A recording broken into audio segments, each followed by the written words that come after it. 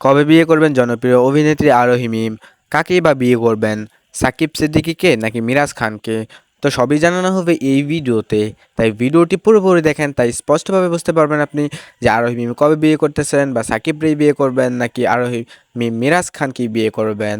তাই ভিডিওটি লাস্ট পর্যন্ত দেখুন। দেখুন, আপনারা জানতেন সাকিব সিদ্দিকী আর রহিম এখন বর্তমান রিলেশনে আছে, এইটা আপনারা জানেন।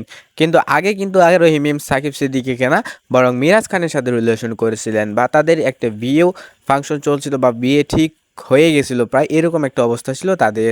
কারণ আরোহী মিমের আর মিরাজ খানের জুটি ছিল সব থেকে বেস্ট জুটি।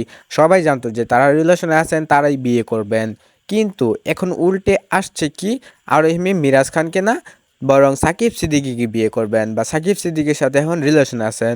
কারণ সাকিব সিদ্দিকী এবং কেয়া রহিমের রিলেশন থাকার কারণ হইল মিরাজ খান এবং কেয়া রহিমের ভেতরে একটা ভুল বুঝাবুঝি চলেছিল, বা তাদের ভেতরে একটা ঝগড়া হয়েছিল। এর জন্য কিন্তু বরং আরহিম কিন্তু বেছে নিয়েছে সাকিব সিদ্দিকীকে, সাকিব সিদ্দিকীর সাথে বিয়ে করবেন আরহিম। তবে আপনারা অবশ্যই কমেন্টে জানাবেন যে আরোহী মিমকে সাকিব সিদ্দিকীর সাথে ভালো মানায় নাকি মিরাজ খানের সাথে ভালো মানায়। তো